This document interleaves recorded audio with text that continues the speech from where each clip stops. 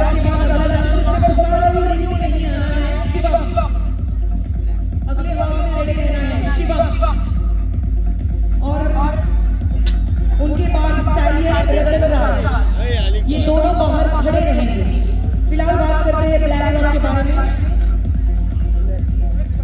Black rock hall फिलहाल हम सभी के सामने मैदान में स्टेज के सामने आ चुके हैं। ब्लैक रॉक के बारे में इंफॉर्मेशन जानते हैं। साइड का नाम है आलमगीर, डैम का नाम है रेशम चिबड़ावाड़ी, स्टड फार्म का नाम है Yamuna stud farm, stud farm का नाम है यमुना स्टड फार्म। एड्रेस है जूनागढ़। ओनर का नाम है बड़ालाल कृष्णा भाई बचलाल। तालियों की गूंज की कमी है गाइस, जोरदार तालियां सभी लोग देंगे इस खूबसूरत से अश्व के लिए जो मैदान के अंदर अपनी कला को दिखाते हुए बहुत ही खूबसूरत गाड़ी पड़ी।